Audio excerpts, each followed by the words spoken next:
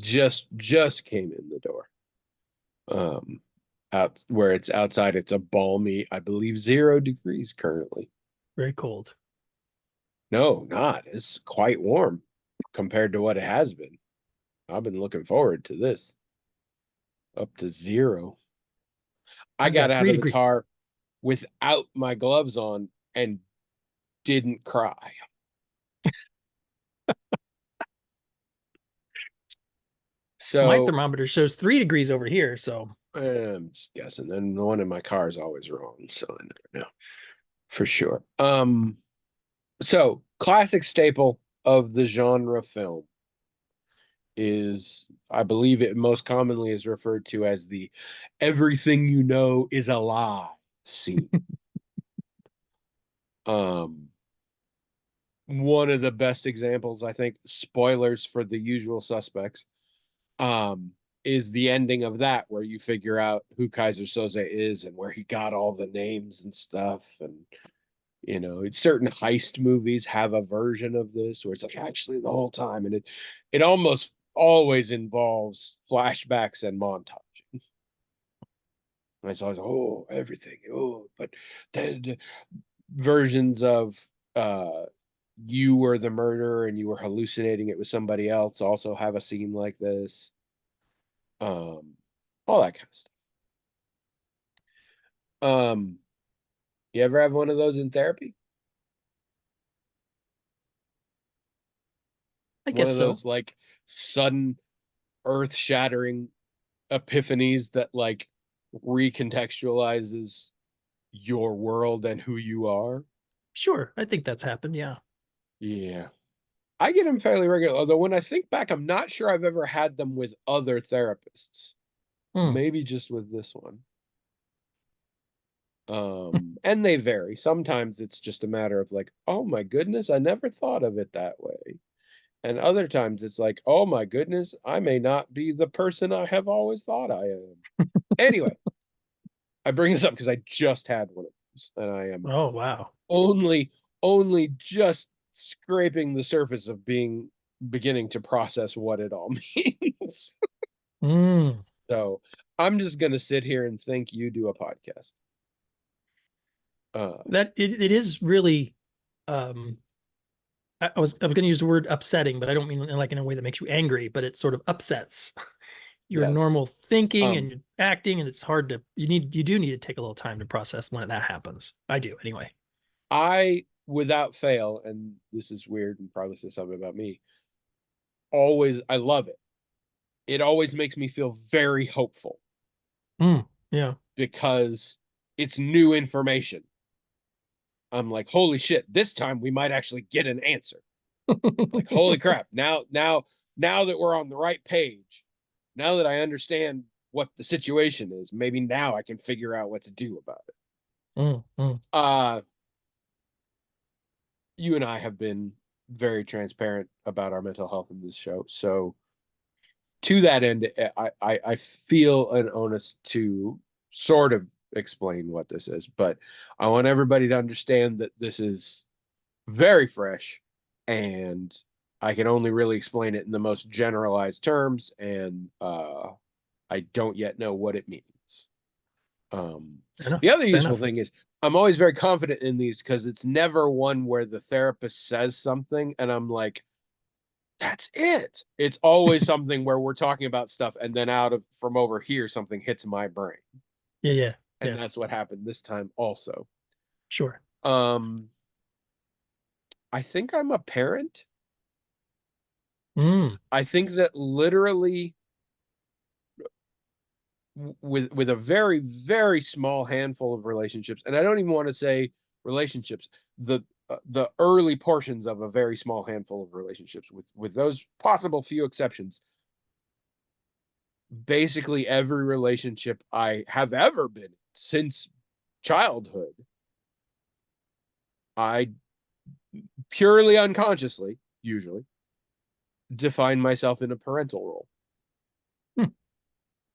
Even with you, which was the one that kind of surprised me, but it's still, don't get me wrong, you're a very capable and independent child, and I don't worry too much about raising you properly. but I still, not only in the podcast, but in our relationship, I'm leading the way. I'm the one who sort of picks what we do and what we talk about. I have that sense of sort of being responsible for the interaction. Hmm. Um, and definitely I mean, you're one of the lesser versions, and it's still there. Everybody else, um, including every romantic relationship I've ever had. Hmm. Yeah, I didn't ever think about it that way, but and people buy into it too. I mean, my college nickname was Papa Tony. The D&D game we're currently playing, we refer to me as Mom. To be fair, that's what I'm going for. My friends have often referred to me as quite maternal, in both good and bad ways.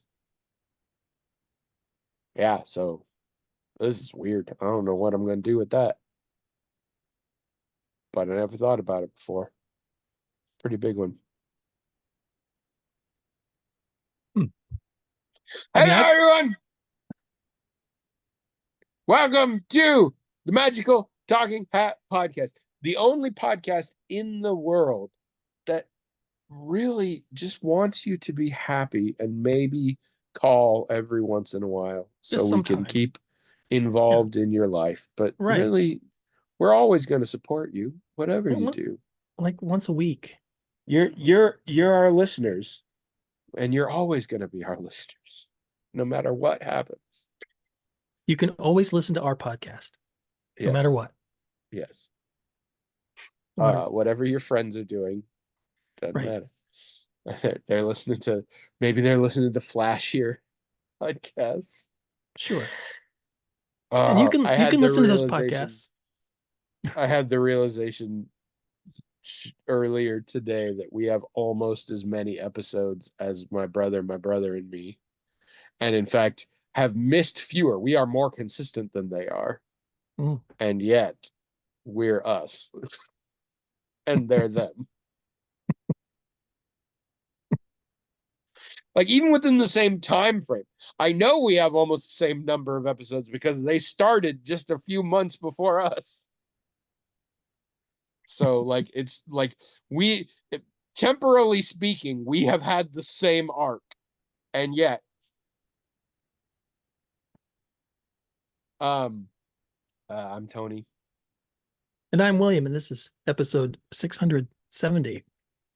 I've thought about the paternal, maternal, whatever parental aspects of your personality before because you've talked about it in ways. I've never Well, I thought definitely of know I do it sometimes. I just yeah, didn't realize I do it all the time. yeah, and I've never thought of it much in terms of our relationship. Although again, I've noticed that yeah, you do those same things, but since I don't expect I respond like other people do. That's just you being you Yes. and me being me, and that's all fine. But You don't well, mostly. There are exceptions, but you don't appear to define me that way. Even no, though I define me that way. A I lot mean, of people do. It's very easy to do. I am very good at convincing people to let me handle. I'm very good at taking care of people. mm, I am very good at guiding people. And I say good, I mean effective. I don't necessarily mean positively. I don't. I actually think it's often bad, but I am mm. very effective at it, and very effective at making people think that I'm very good at it. And I mean, there are um, times where I've been interested in your opinion, or even advice. But I mean, yeah, friends do that. That's not unusual I'm in not. a friendship. You're one of those people that I'm not sure you even define your parents in a parental role. So I'm not. Well, I used Which to. sounds funny, but I kind of am serious about that. Yeah, yeah, I used to. But Yeah, there did yeah, come a time where, yes, they were biologically my parents or whatever. But I mean, I don't. No, they would ask me about things and advice every bit as often as I would ask them. It was, yeah, I yeah. mean, we very much switched over into something else, which is why I sort of expected and hoped for that with my own kids.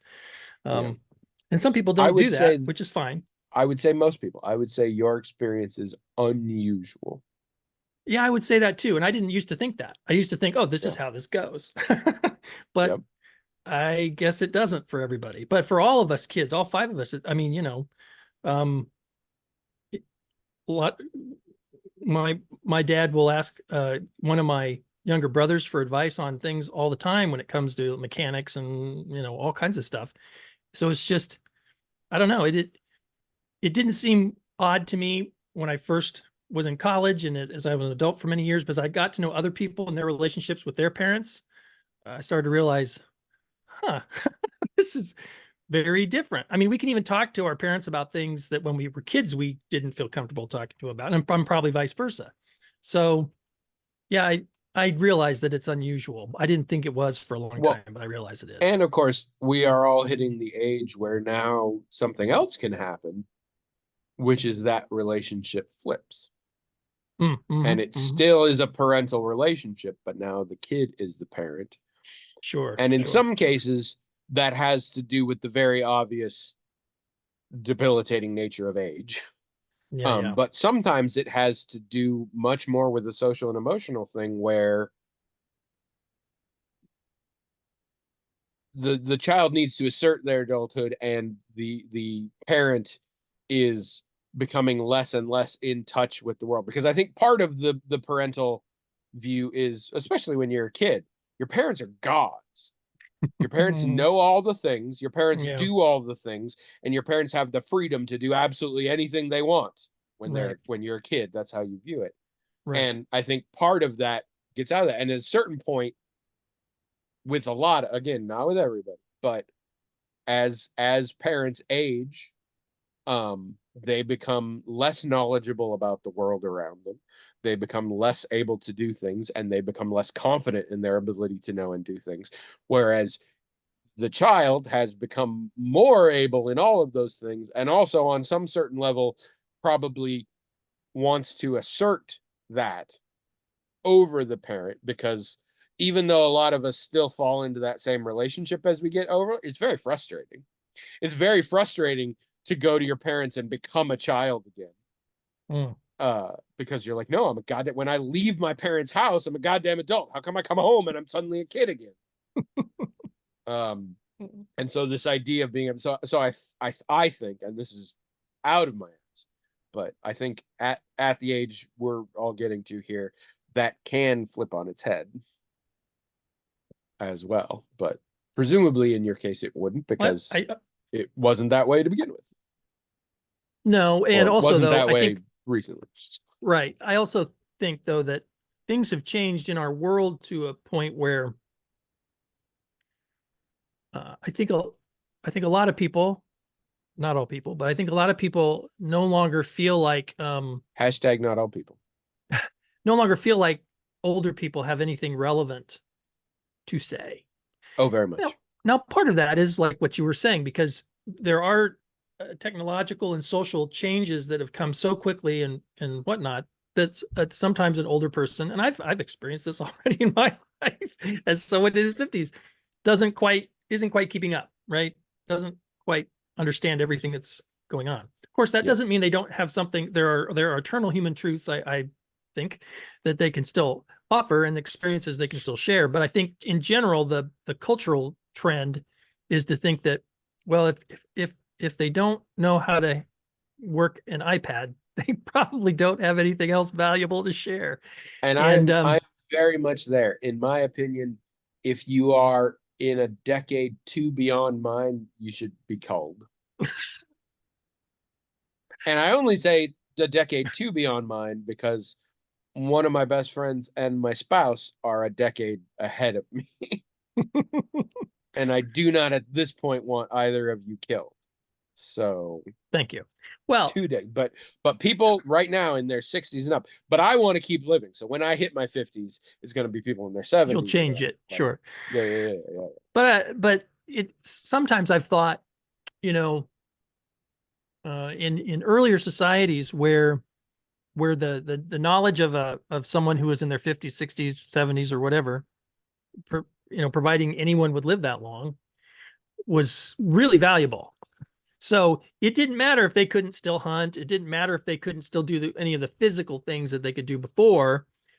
If they could articulate their own thoughts and ideas and memories, they were super, super valuable. So there was in a lot of early societies, there wasn't really a notion of a person becoming less vital to the group as they got older and up until they passed. I just don't think that idea was even in anyone's heads, because it was everyday practicality proved that different. Nowadays, there are a lot of ways, there's a lot of avenues to sort of dismiss an older person. And well, yeah, I think it's caused problems. Value that the elderly have now is either replaced by the internet. Anything they were going to teach me, I can find a video on. Yeah, or that's true. it has to do with their wealth, which will be mine if they would just die. So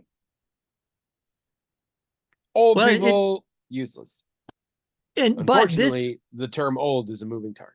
This social shift comes at a time where where simultaneously people are living longer.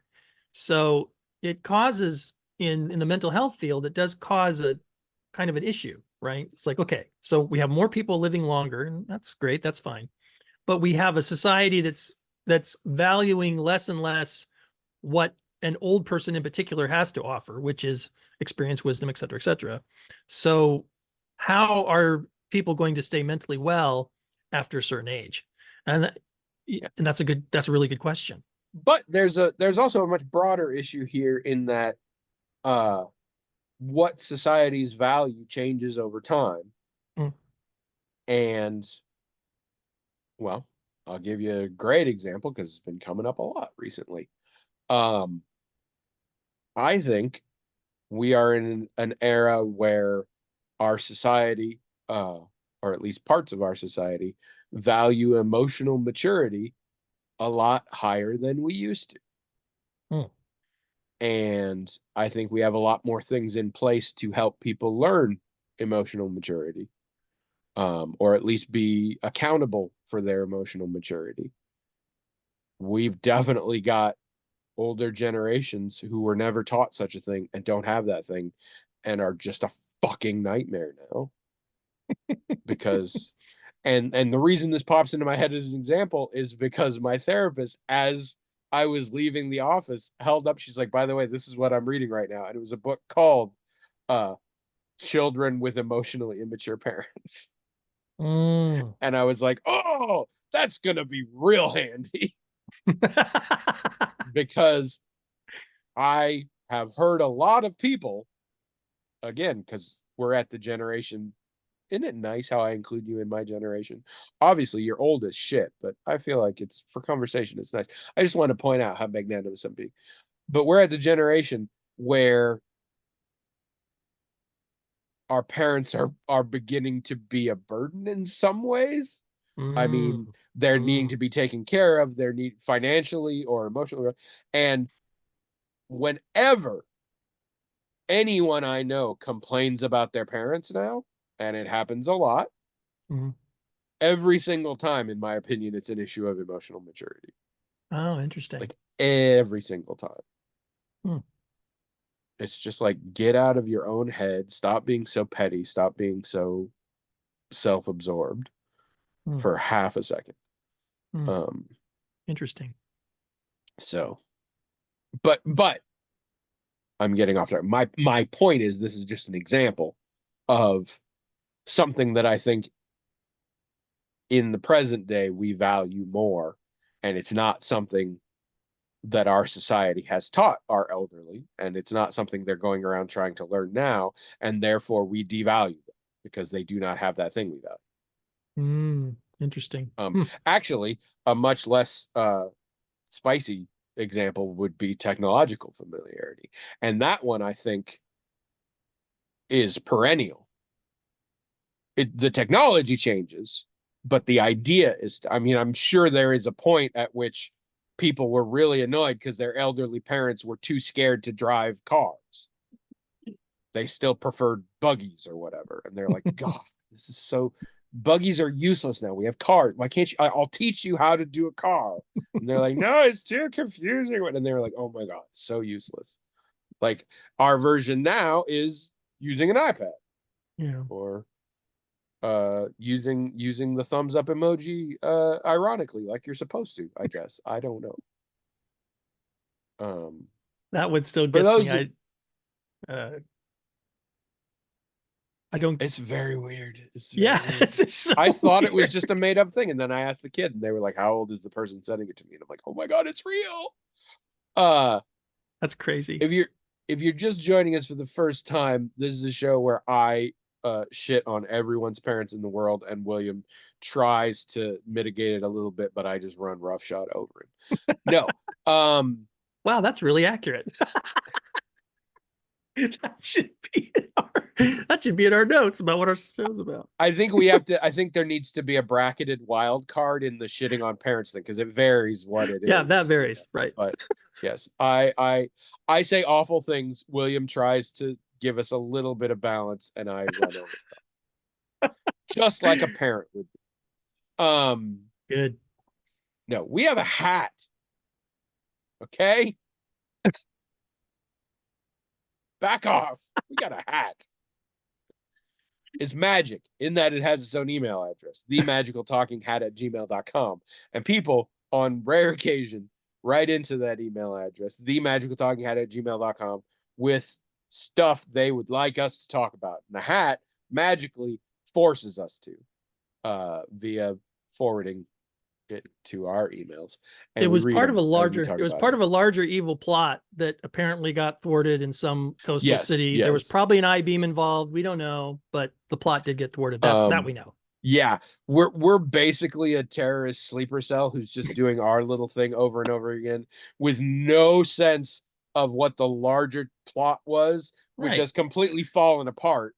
Yeah. We are the podcast equivalent of that Japanese soldier they find on the South Pacific Island who thinks World War II is still happening. Like that's us. That's us. That's Yes, right. that's us right here. Now you understand.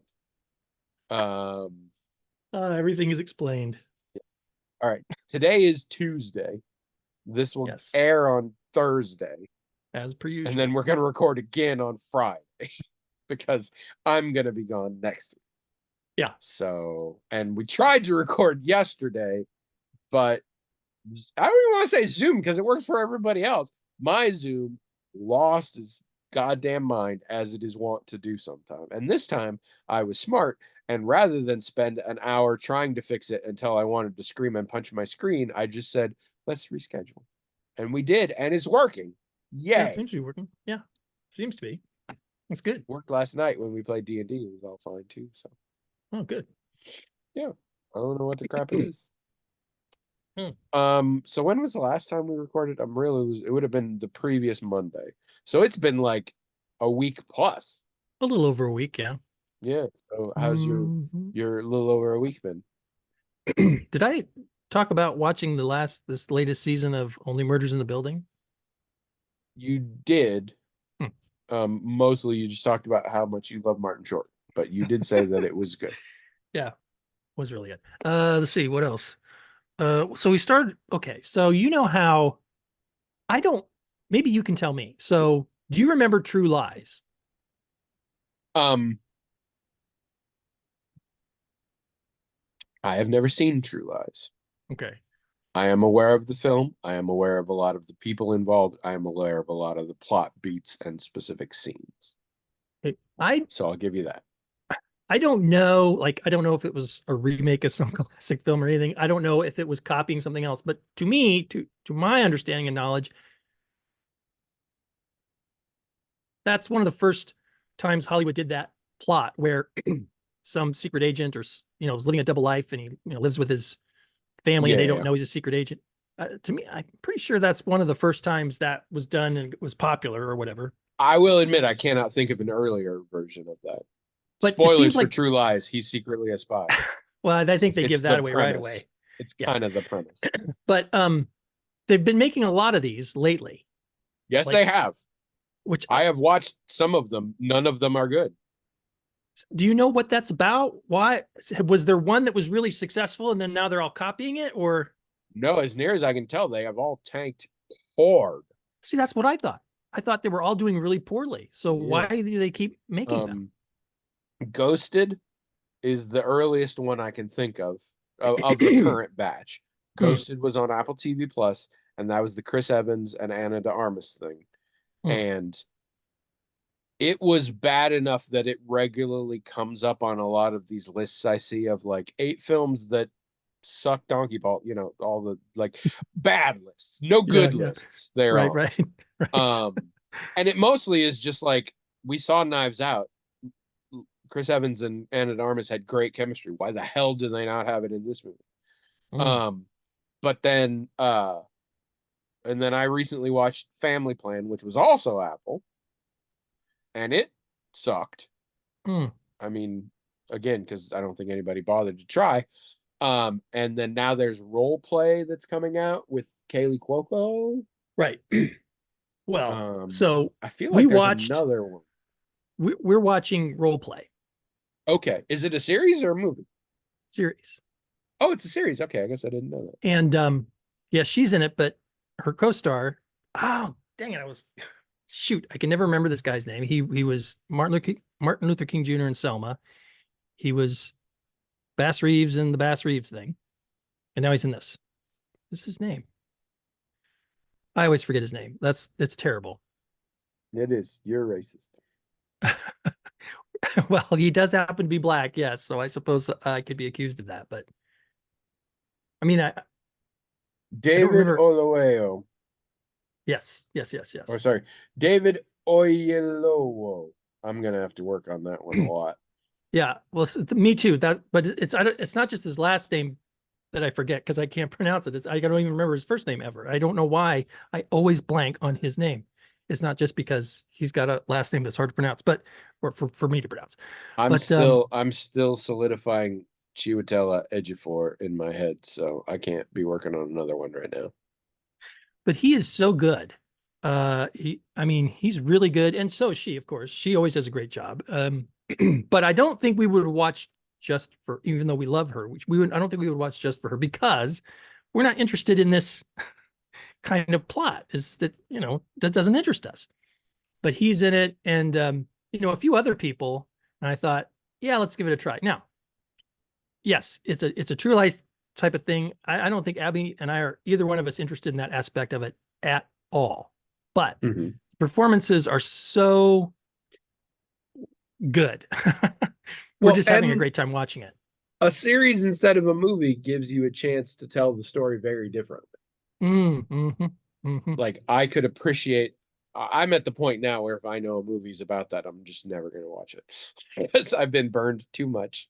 I know, and I would be But the a same way. series, But I could see more interest. I mean, I would recommend people at least give it a shot. You will not be Who's it impressed on? with I forget who's it on. uh who's it I on? wanted to say Amazon, but I might have made that up. Prime. Abby says Prime. Okay. So Thanks, Abby. That's what I thought. yeah, so just give it a shot. You will. I don't think anyone will be impressed by the plot. There's nothing new there. There's not interesting or exciting there, but the performances are good. The chemistry between the two main characters is good. Um, Bill Nighy comes in and does a great scene. I mean, it's just right in the first Oh, show. that's right. He's a guy in it. I remember that from the Yeah. trailer. Yeah. So it's We've like been thinking we might watch it, so we'll see. I think it again. The plot's not going to thrill you, but see, you're mostly about character, right? And I like to think I am. I think you might like at least the first episode. And boy, that guy is so good. He's good at everything that we've ever seen him in. He's just a very good actor, and he's always doing well until now. See, if that's another thing.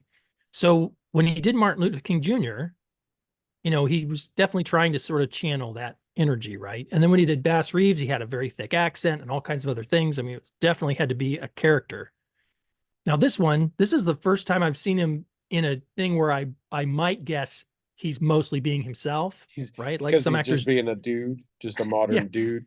But he's so he's clearly making choices that are so good, so subtle, um, so effective at conveying, not just conveying an emotion, but evoking emotion.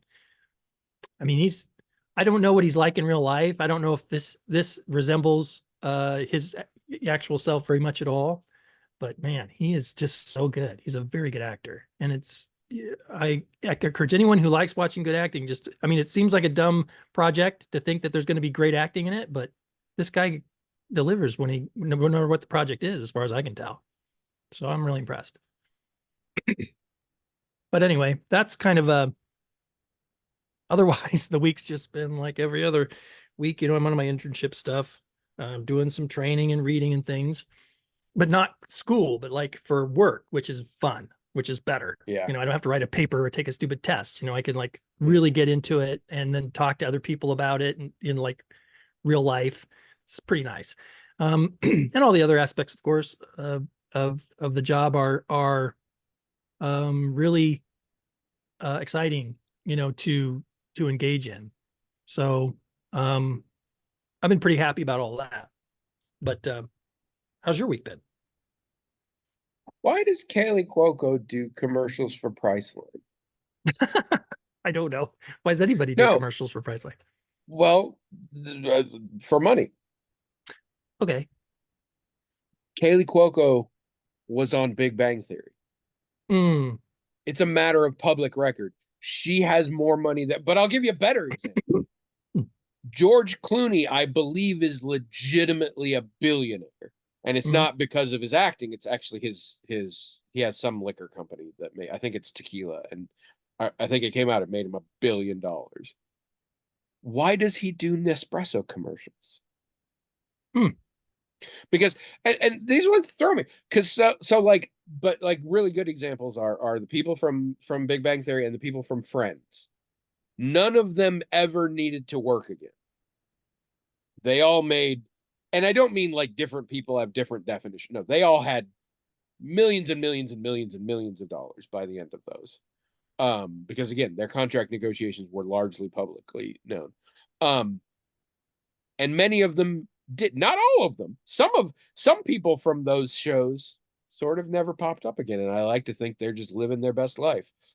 But a lot of them did, and I can understand. I'm an actor. I want to act. I'm going to do more things. And some of them really sink into like getting real artistic and shit. And others of them, or real experimental or whatever, others of them, if you just like it, it's just fun or whatever. So you do. So like Matthew Perry, RIP, did some sitcoms and stuff and had fun with that. David Schwimmer did, mostly in the UK. Jennifer Aniston did. Like, I get that. But commercials? Like, you would only do that for money, and I wouldn't think you'd need money.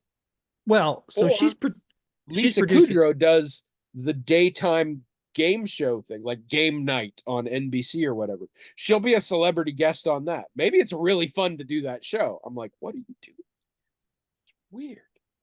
So she's producing the show. Uh, Cuoco Okay, is, okay. and Does she also produce Priceline? well, what that tells me is that she's interested in other aspects of the business, right? Probably production, direction. There's probably, you know, she might be partially doing someone a favor, or there might be a relationship she's fostering through that, a business relationship. I And I mean, suppose if you want to like finance your own TV shows or movies or whatever, you need more and more money. well, right, because we think of these people as having millions or billions of dollars, but when they make a movie, they don't bankroll it themselves. They get No, no, funding no. just like everybody else. But also, it sometimes I've been surprised what kinds of agreements are part of contracts and various things. And I mean, I don't think I've ever heard of, well, you have to do this many commercials for someone. I've never heard of that, but I don't know. I mean, Sometimes you do sign on for like a campaign. It's I actually I was just talking amongst the US improv community. which is a pretty well connected thing. Like people from Chicago and New York and LA, like you sort of, if you do improv for a long time, you sort of get to know the other people. There are two big uh heroic tales out of it of people who got such lucrative commercial gigs that they can basically do whatever they want. One is Flo from Progressive, because she's an improv person who is known in that scene, and the other is the two guys from the Sonic commercials.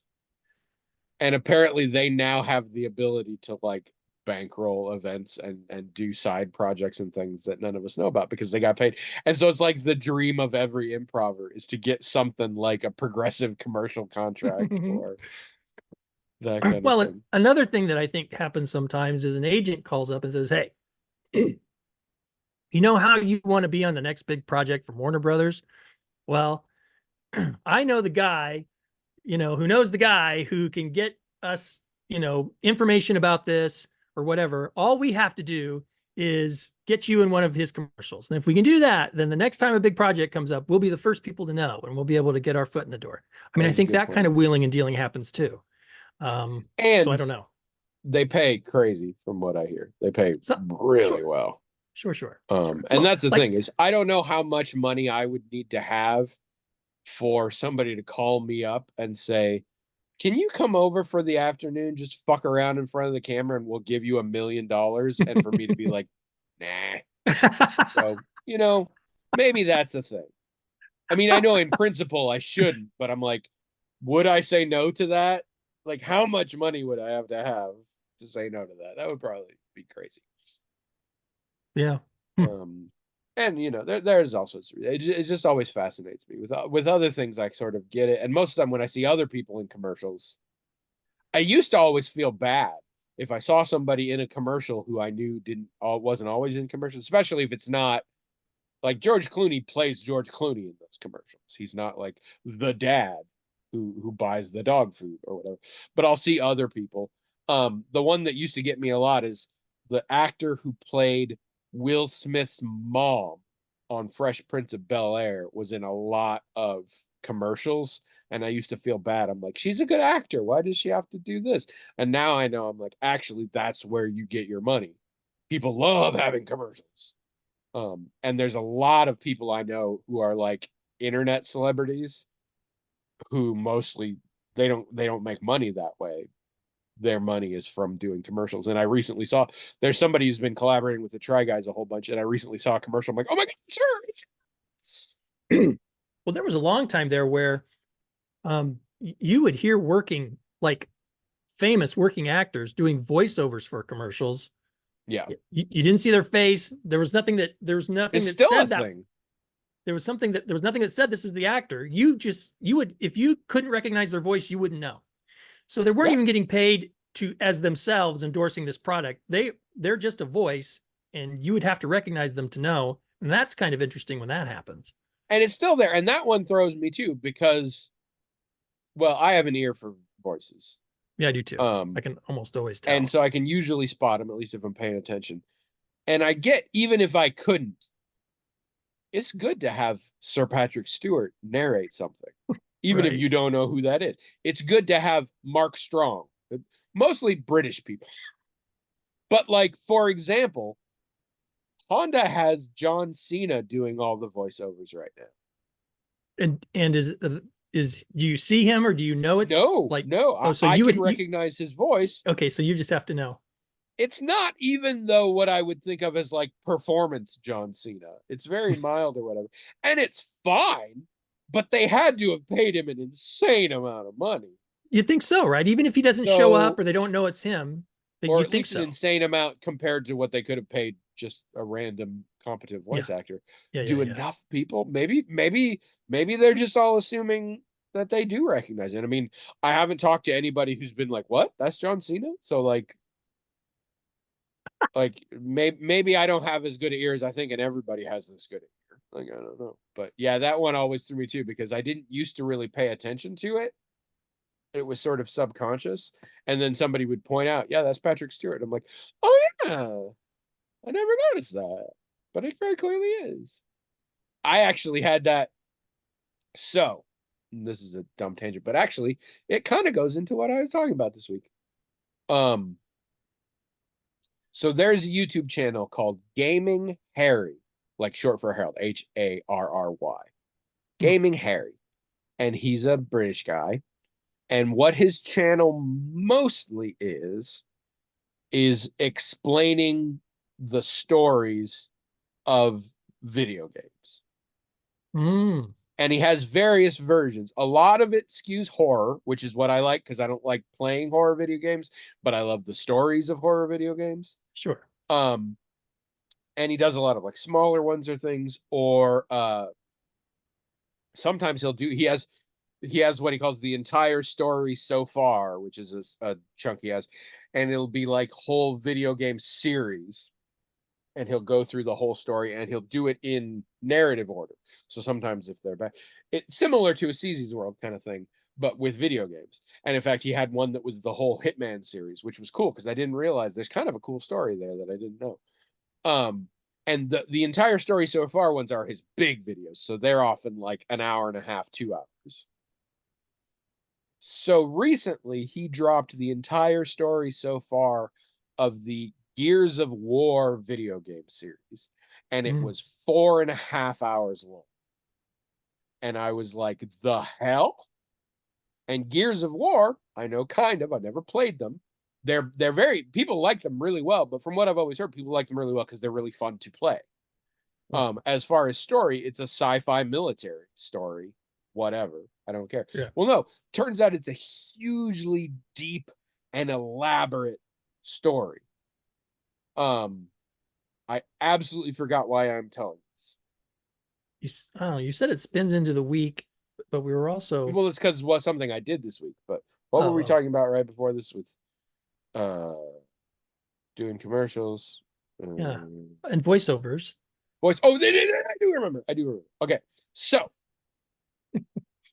no, this is something I should talk about because it's something I did this week, but also it is a point related to this. So I watched that, and there is deep lore and elaborate story to the degree that not only are there all the video games, there are actually more video games than I realized. There are spin-off ones that are still part of the narrative, but also there have been like 10 novels and a bunch of comics and all Hmm. sorts of stuff. And it's a real involved story that was fascinating. I really enjoyed it. I actually think I also might like playing them because it's a kind of game when they first came out, it's not something I would have thought I was interested in, but nowadays I'm like, kind of like cover shooter things are things I can kind of have fun with sometimes. So I don't know. We'll see. But anyway, so at a certain point, the plot, because it is so huge, is like generational. Like Mm. for a while, your main character is this guy, and then by a certain game, it's his son and things Mm. like that. And so, Mm. and characters come in and out and stuff, and some characters you didn't see for several games, and now they're really old and they're back. Or whatever. Anyway, late in the series, this new character comes in, and his whole deal is to be antagonistic. He's on the squad, but he's just like an asshole, and he particularly is butting heads with a guy who's the military sort of wiped out his hometown, and this guy was one of the people who did it, and he thinks he was putting down an insurrection, and this guy thinks he was killing people in a protest, and so they fight about that. And he's a jerk. He's a jerk. That's his whole deal. He also, I love this series because it takes place on a alien planet, like thousands, like people have lived here for thousands of years. There's no mention of Earth or anything. They all still have very, very strong regional accents of all sorts that you would hear on Earth. And this guy sounded British or maybe even sort of Australian. It was hard to tell.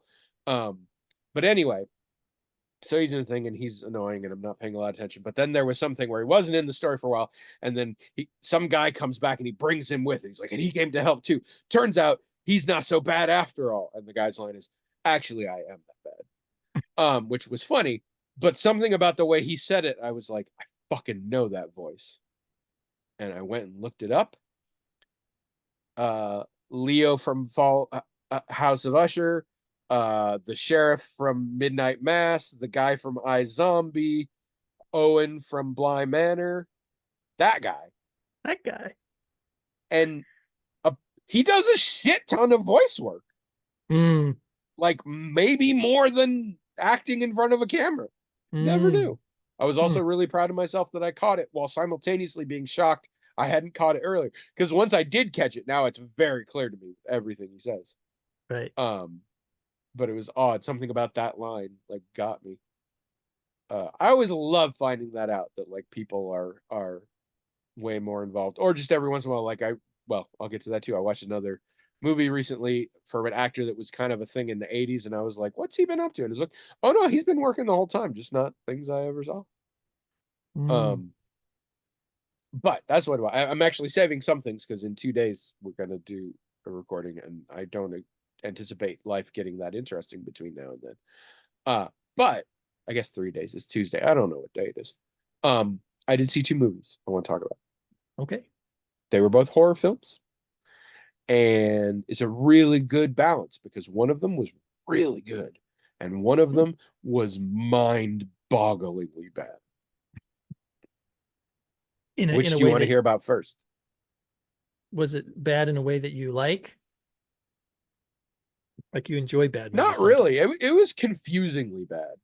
Um, Tell me about the bad one first, all because right. the good one might be one I want to watch, but I'll forget It the also name might of be it. one you have watched. I don't know. Oh, okay. Okay. Um, because it's very popular. I just hadn't seen it. But okay.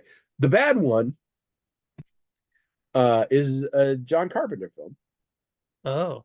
that made me appreciate Halloween. Like, oh, it's not so bad. And don't get me wrong, John Carpenter makes some good films. John Carpenter also makes some very bad films. Um, this was a lesser known one, and I now understand why, from 1987, called The Prince of Darkness. That sounds familiar. Um, I mean, of course, Prince of Darkness sounds familiar. I mean, right? it sounds I familiar know as that guy.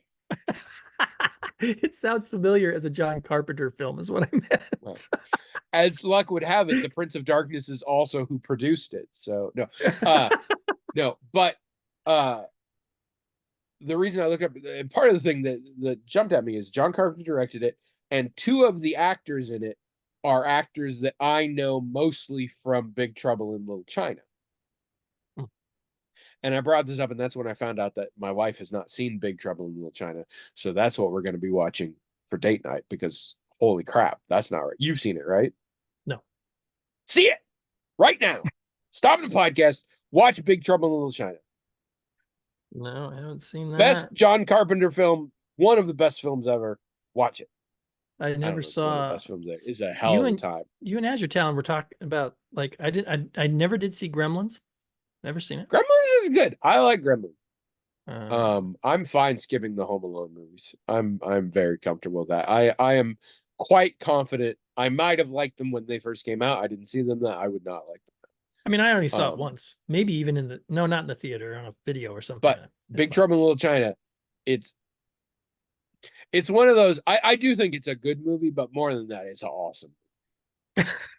Okay, It is well, an I've never seen it. awesome movie. And a pretty involved cast. But anyway, it's a Prince of Darkness. It has a pretty cool cast too. It has the guy who played, okay, and this does not help the cause for Big Trouble in Little China, but the character named Egg Foo from Big Trouble in Little China. Um, and then the guy, so Kurt Russell is the lead in Big Trouble in Little China, but he has like a sidekick, and the sidekick was in this other movie, and John Carpenter directed. It also had a guy with a very impressive mustache, but I saw past it and he looked familiar, and I looked him up, and he was the Simon on Simon and Simon that wasn't Gerald McCrane. Hmm. He was the other one. Um, and it also had a lot of people that I just sort of know from the era, like just faces that I know or whatever. But I couldn't tell you what it's about. Oh, it has Donald Pleasance, and actually, this is the most fun thing. So Donald Pleasance worked with John Carpenter on a bunch of Halloween movies, playing Dr. Loomis, Hmm. the Okay, that guy. Yeah. therapist. Yeah. Yes. I mean, he's been in a ton of stuff. He's one of the great B movie actors of our Oh no, era. sure. But yeah, he played Dr. Loomis. In this movie, he plays a priest whose name is never mentioned, but the caption said it and the credits said it. He plays Father Loomis. And I don't know why, but I love and hate that so much. Makes me laugh every time, and my eyes roll all the way back in my head. It's Yeah, so yeah, dumb, and I love it. yeah. But I don't understand what the movie is. Also Alice Cooper is in it, and I wasn't sure about that. I was like, that dude looks like Alice Cooper, and then later I was like, that dude really looks like Alice Cooper, and I looked it up. I'm like, that dude is Alice Cooper, and he's playing a character called Street Schizo, so it's not a big part, but he's in it. Street Um, schizo. so the movie is Oh God. what if Satan was goo in a jar in the basement of a church? And also, I think, what if God was actually an asshole who was banished to another dimension, and Satan's whole thing is to bring his father, the shitty God, back, and Jesus was just a dude trying to warn people about it and nobody believed him? I guess. Also, 12 years in the future, they will have the technology to communicate with you in your dreams in the past. Um, and so, yeah, what if Satan was water, green water? That's it. Like, like this sounds like nothing. That's as much of that plot as I can explain. Wow. Is so many things happen, as is often the case with John Carpenter. Very impressive practical effects all around. Quite impressive. Some of which I'm really surprised could have been pulled off in 87. Very impressive. Nothing else makes a damn bit of sense in the whole, and they set up emotional beats that they never pay off. They establish emotional beats that come out of nowhere. Um, People get possessed by the evil water, which literally involves squirting water into their mouth, which is both hilariously dumb and uncomfortably sexual. Uh, it's it's nonsense. It's absolute nonsense of a film. I don't know what the hell. It was okay to watch, but it makes no goddamn sense. Oh, excuse excuse me for that. All right. But let's set that aside. And let's talk about the good one, which I didn't watch because it didn't seem like my kind of thing, but then it was hugely popular and everybody said it was really awesome. But they also said it was scary as fuck. And so I was nervous. And in fact, Trish decided she didn't want to watch it. And so I was going to have to watch it on my own. And it's not available for free. So I was going to have to pay money. So I was going to do it. I definitely was going to do it. I had decided, but I hadn't got around to it. And then the other night, Trish was like, let's watch a scary movie. I'm like, you still don't want to watch this? She's like, no, I can watch that. So we watched it. Talk to me. Mm, You haven't who's seen in it? Talk to Me? Maybe. Who's in it? Miranda Otto and literally no one else you've ever heard of. I'm not sure. It's something You about would that know. sounds familiar. You would know. Okay. Well, then Um, maybe I haven't yet seen it. it was the darling. It technically came out in 2022, but it was the darling of 2023. It was the movie out of fucking nowhere that everybody was like, "Oh my god, this is awesome." Hmm. Um, it's an Australian film, and it it's on paper it's a very standard uh scary teen demon movie. The premise is uh there's this hand and it's coated in plaster, but it supposedly is the embalmed hand of a psychic. And the urban legend is that because it's a hand and it's just sort of like this, like it looks like the weirdest sort of paperweight thing. And you're supposed to touch the hand and you say the words talk to me, and then you say I let you in, and a ghost goes inside of you. And you have to sever the connection within 90 seconds or they'll want to stay. And some teenagers have it and they have parties where people do it, and it's like a fun thing because it's really exciting to get possessed by a ghost, but like because they like tie you up so you can't be crazy or anything, and so it's a thrill people have. and it goes poorly. Like hijinks ensue. I like it goes poorly. I like that. Yes. But I love like thinking of a pitch and they get to all that stuff and then they go, yes. But it then goes poorly. surprisingly, but I mean, like, I told you that in a very general sense, you get how the movie's gonna go from that, More or less, right? sure. Sure, more Yeah, or less. yeah. And it does, more or less, but it's really good. Mm, It's really good. Um, it is almost frighteningly well acted. A lot of these people are very young. It is well acted and well written. Um, in that it's a bunch of teenagers fucking around with the supernatural and getting fucked up for it, which I watch 1,000 movies like that. And I actually like and care about all of them, even the ones that are specifically the assholes. Like, I don't like them. I wouldn't want to hang out with them, but they don't seem like one-dimensional monsters to me, like mm. so often is the case in them. I mean, these are very flawed teenage characters, go figure. Uh, but like they feel like real people and they don't feel like lunatics or monsters or just a character trait with limbs, you know? They feel Right, real and it is right. so well acted. And in fact, the lead got a lot of credit. I don't remember the actor's name. Her character's name is Mia.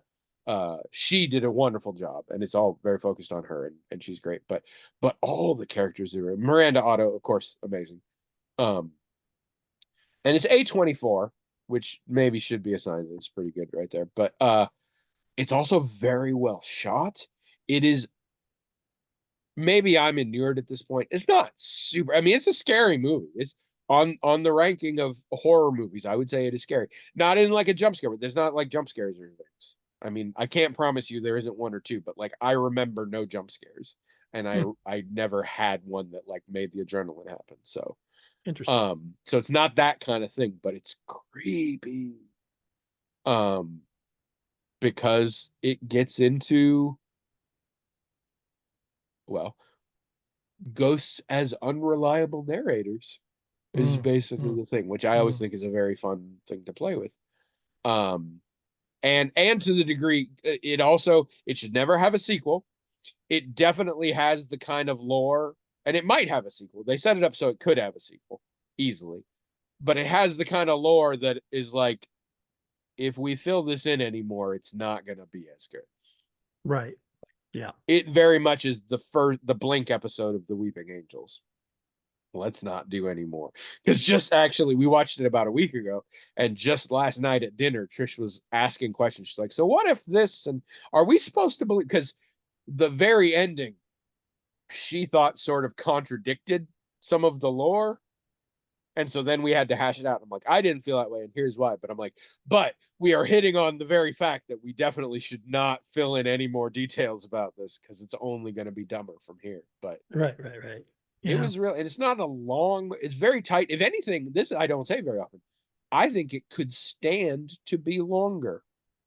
Mm, I don't think it's this is the kind of movie that was so good that the imperfections really frustrate me because it is so good already that I'm like, if only this and only this. right. And I think Yeah. we could have a little more establishing in places Oh, where we didn't, which is not to say that the pacing is uneven or difficult. I just feel like we could have even gotten more invested with just a little more establishing. And that is something I am not sure I have ever said about a movie in my life. wow. I Yeah, that's probably have pretty good. felt it on occasion. Sure. But uh no, it's really good. Hmm. And I was worried because it's been so hyped up. And Mm. the neighbor kid who also likes horror movies but who I've discovered has no taste in horror movies has been obsessing over this, and so I was nervous but I wanted to watch it and I was ready, but no, it's good. It's really good, so I would recommend that. Okay. I think maybe we'll give that a um shot. Yeah, it's very. I mean, it's totally supernatural, but it is very grounded in reality. Every character is flawed, but also realistic and not monstrous. Uh, I wanted to say there's no surprising twists. No, there are surprising twists, but like I said, you know how the plot will go, and that is how it goes. But the Right. details sometimes, oh, is it this? Is it? And what I liked is there were moments in a scene where I'm like, oh, wait, it could be this, or it could be this. Or, like there were like four different ways. I was like, this could actually be going this way. And all of them would have been good twists, in my opinion. So it was Mm. mostly just, it wasn't far too often in a movie. I'll be like, well, if they're smart, they'll do this. But if they do this, they're stupid. This one was like, no, it could be this, or this, all of which I'm here for. Like Yeah. I Yeah. don't know, and I'm excited about that. And just solid performances and very very clearly non-improvised but very naturalistic writing. um yeah, it was tight. So these I were young really actors liked it. that you didn't know? Yeah, no, I some of them may have, I think a lot of them were new. I think a lot of them don't have a lot of experience, but I think the ones, I think it's Australian. They're probably bigger in Australian film or Oh, TV, sure, sure. except Miranda Otto. Miranda Otto plays the Right. lead's friend's mom, who is a pretty involved character. I'd say she's not one of the main characters, but she's got a lot of stuff involved. And I mean, she's Miranda Otto, so obviously, So this uh, is A24, you said. yeah, which They are, is usually enough to say it's going to be interesting. yeah, A24 right. also puts out some shit I do not give a crap. I I am sorry, world, if anybody is bothered, and I understand the potential, and you know how I love novelty, but we don't need the movie where Numi Rapace raises a lamb as her kid. I've delved into what that movie's about and stuff, and I'm just like, no, I'm good. It's fine. We don't need it. Like, it's bonkers, but I also suspect I would have been really bored watching it, and I have no intention of ever watching it. But yeah, A24 reaches, and I love them for that. They don't always make it, but this one was solid, and I think premiered at the Adelaide Film Festival, and yeah, it's if people talk about a defining horror movie from last year, I think this is one of the big ones they will talk about. nice. Um, yeah, so I would recommend that to people. If you've seen either of these, let us know in the comments, or if you're a parent, tell me what I'm doing wrong. Um, in the blog, themagicaltalkinghat.com. Uh, Also, what's your favorite film that the Prince of Darkness was involved in? Comment below. Um, Maybe, maybe the reason you were never that interested in having kids is because you're like, oh, I got enough. I got enough kids. well, except you say that. I was interested in having kids. Oh, see, I didn't know that. I I didn't spent know that most was of ever. my life wanting and assuming I would have children. Oh, So did really? Trish. Trish Hmm. also. And in fact, I believe early in a conversation when Trish and I had just barely, actually, I think before we started dating, because it would have been weirder if she said it after we started dating. Um, she said, give it like another 5 years, and I'm just gonna get some sperm from someone and have a kid on Hmm. my own. Hmm. Hmm. Because she's like, I'm getting older and I'm gonna have a kid. Um, no, and then it was a few years of us really sort of discussing it. And sometimes one of us would be like, I'm not so sure, and sometimes the other one would be, and it varied, and eventually we decided. And I am very happy with that decision on so many levels, possibly because apparently I have 7 or 8 billion other children. Um, but no, I always used to think that. I didn't know that. Well, to be fair, I'm also of an age where growing up, the idea that you wouldn't have children wasn't an option. Oh, interesting. No one was telling you you had to, but that's just what you do. Well, yeah, I suppose that's in true when in I was growing up too, but and to a lesser degree, it's similar to going to college. My parents always made a very big thing about how none of us had to go to college if we didn't want, and that was okay. But there was never a chance any of us weren't going to college. hmm, Like that was just a given in our hmm, heads. And hmm, it was always a given in my head that I'd have kids. And I think that was very common back then. Although to be fair, I did have a period in my young adulthood where I thought I would never get married. So attached to that, I probably thought I would have kids, but sure. I don't know. Anyway, um, I know two people in the world that do that a lot. That's their segue in every conversation. Two people. One, Joel McHale. He used to do it on the soup all the time. The other, my mom, who has never seen the soup and probably would not recognize Joel McHale. I do not know why. I do not know where the Venn diagram makes this happen, but there it is. Hmm. Um, those are two people. Anyway, and me apparently, because I am the child of my mother and Joel McHale. My dad's dead. Who's gonna deny it? You know. Right. Uh, I mean, my dad's not dead because he's Joel McHale. Joel McHale is my dad. Oh, I do real quick have to tell you one other thing that I love. I introduced you to the Scaredy Cats YouTube channel, right? I believe so. He's the guy who does the Thought Slime channel, which you're probably more into, which is very political. But Scaredy Cats is his channel about horror movies. Hmm. Um, he got sorry, they no, I think he's all pronouns. Uh, got a wild hair, and what he is doing right now for 22 days in a row is reviewing every episode of the first season of the Canadian supernatural police procedural Forever Night, which is a show that I love dearly. And Hmm. man, it is a trip. And he's doing every day. He is very inconsistent in his video drops, and he is doing every day. And I am having a blast with it. It is so making me want to rewatch that show. And actually, it's making me realize that compared to most shows of that sort of type, of that sort of era, it holds up way better. There is a lot of political stuff that is kind of fucked up, but uh, in terms of production quality and acting and things like that, it holds up pretty well. I love that Interesting. show. I'm sad he's only doing the first season because the end of the series is the part that I find the most amazing. That show, its last handful of episodes, was one of the most impactful series endings I've ever encountered. Hmm. It did things that I didn't know TV shows could do. I have since seen that happen. I don't want to spoil anything, but it did stuff that I didn't know you could do as a TV show to end things. Interesting. It was very impressive.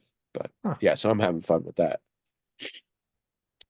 Um, all right. So yeah, go to the blog magictalkinghat.com. Tell us your feelings on all this. Did you watch Forever Night? If not, why not? What's wrong with you? You're flawed as a human for not having seen it, along with Big Trouble in Little China.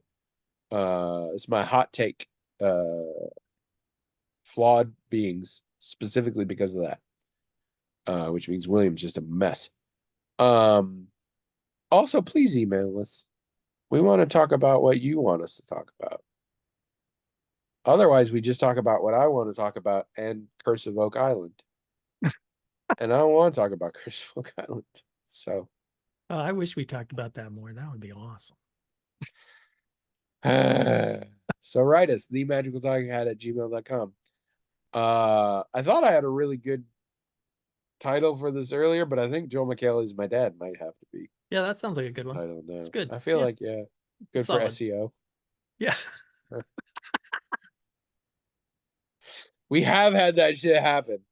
I can't remember, but there have been times where because we put some celebrity or pop culture term in the title, we got a whole bunch more hits, Mm. but not a whole bunch more downloads because Yeah. they showed up and they're like, "Oh, this has nothing to do with whatever it is. So maybe we'll trick some Joel McHale fans that weren't listening. Maybe that's what we'll do. Anyway, everybody have a good week. We'll be back in 3 days, but for you, it will be a week. And we'll talk about Big Trouble in Little China.